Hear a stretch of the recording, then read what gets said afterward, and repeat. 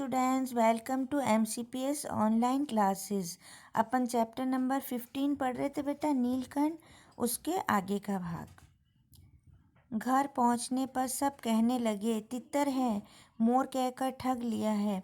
अब मतलब जैसे ही वो घर पहुंची तो सब ने कहना शुरू कर दिया कि ना, मोर कहकर तुम्हें ठग लिया, ये तो तितर है।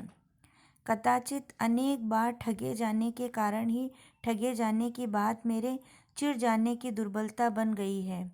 अभी कई मतलब ठगने के नाम से मुझे चिढ़ लगती है, तो मुझे बहुत मतलब ऐसा कमज़ोरी से महसूस होता है कि कैसे ठग लिया। अप्रसन्न होकर मैंने कहा, मोर के क्या खुरखाब के पर लगे हैं, तो पक्षी ही है। चिढ़ा दिया जाने के कारण ही संभावित उन दोनों पक्षियों के प्रति मेरे व्यवहार और यत्न में कुछ विशेषता आ गई। पहले अपने पढ़ने लिखने के कमरे में उनका पिंजरा रखकर उसका दरवाज़ा खोला।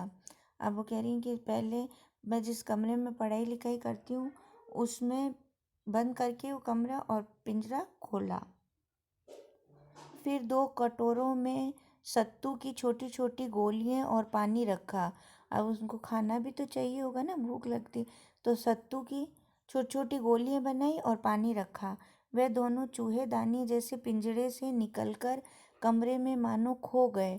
अब मतलब उनको मज़ा आ रहा था। आज़ादी तो सबको अच्छी लगती है ना बेटा। अभी आपको कह दें बाहर जाने का, तो आप भी कैसे घूमने फिरने जाओगे, खूब घूमोगे फिरोगे मज़े करोगे।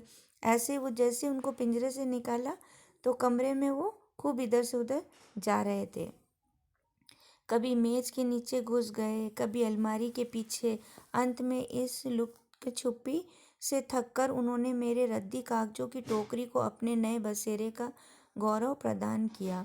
अब उन्होंने क्या किया, कभी अलमारी के पीछे, कभी कहाँ छिप रहे, मगर बाद में उनको एक रद्दी की कागजों की टोकरी मिली, उसमें रहना उन्होंने बेहतर समझा।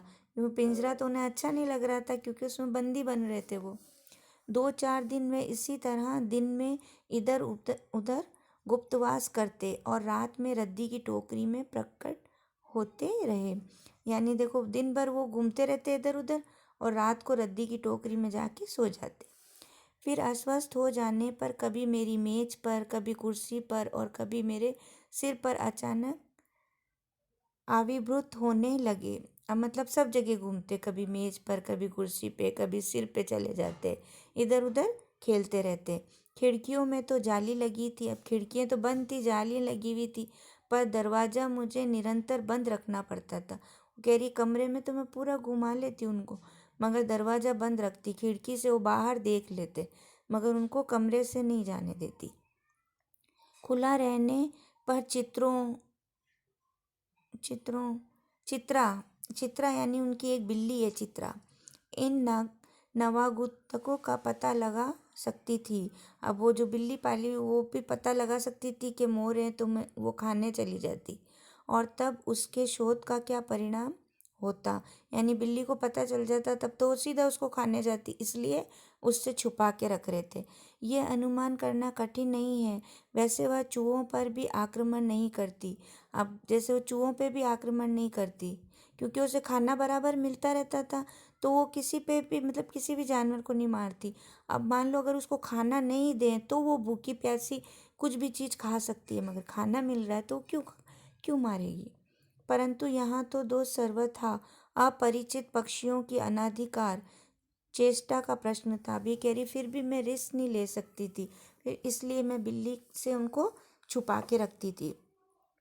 उसके लिए दरवाज़ा बंद रहे और ये दोनों ऐरे गहरे मेरी मेज को अपना सिंहासन बना लें।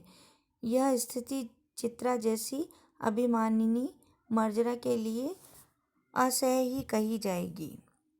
जब मेरे कमरे का कायाकल्प चिड़िया खाने के रूप में होने लगा, तब मैंने बड़ी कठिनाई से दोनों चिड़ियों को पकड़कर जाली के बड़े घर में पहुंचाया, जो मेरे जीव जंतुओं का सामान्य निवास है। अभी कह रही जब मेरा पूरा कमरा अस्त व्यस्त हो गया ना, खूब वो इधर से उधर, अब पक्षी हैं वो तो इधर से उधर घूमेंगे ही, उड़ेंगे, तो बिखेरा कर दिया। तब उन्होंने पिंजरे में उनको डाला। दोनों नवागंतुकों ने पहले से रहने वालों में वैसे ही कौतूहल जगाया जैसे नववधू के आगमन पर रवि परिवार के स्वाभाविक है। लक्कू कबूतर नाचना छोड़कर दौड़ पड़े और उनके चारों ओर घूम घूम कर गुटरगू गुटरगू की रागिनी अलापने लगे। अब जैसे देखो नई दुल्हन आती है घर में तो कैसे उसको सब जने दौड़ के देखने जाते हैं कि नई नई दुल्हन आई, नई दुल्हन आई, चलो देखो चलो देखो। इसी तरह वो उसमें पिंजरे में कबूतर भी था, वो भी उनके चारों तरफ घूमने लग गया और गुटर गूं करने लगा और उनको देखने लगा। बड़े खरगोश सभ्य सभासदों के समान क्रम से बैठकर गंभीर भाव से उनका निरीक्षण करने लगे। अब खरगोश थे, वो भी उसे ऐसे देखने लगे जैसे पता नहीं कहाँ से आ गए, क्या है। ऊन की गेंद जैसे छोटे खरगोश उनके चारों ओर उछल कूद मचाने लगे। अब जैसे ना गेंद नहीं होती ऊन की, वैसे वो छोटे छोटे खरगोश प्यारे से, और वो उछल कूद करने लगे और नाचने लगे उनको देखकर।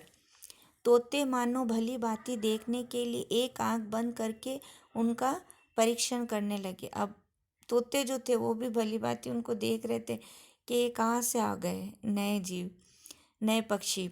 उस दिन मेरे चिड़ियाघर में मानो भूचाल आ गया। अब देखो सारे पक्षी थे, ये सब जानवर थे, तो भूचाल था नहीं, सब एक साथ उनको देखने लगे, नाचने लगे, खुश हुए कि जैसे 2 मेंबर और बढ़ गए। धीरे धीरे दोनों मोर के बच्चे बढ़ने लगे। अब धीरे धीरे मोर के बच्चे बढ़ने लगे। उनका कायाकल्प वैसे ही क्रमशः और रंग में था जैसा इल्ली से तितली का बनना। जैसे इल्ली से तितली बनती है ना, ऐसे वो भी थोड़े थोड़े बड़े हो रहे थे। ठीक है बेटा, इसका नेक्स्ट भाग अपन नेक्स्ट क्लास में पढ़ेंगे। Thank you.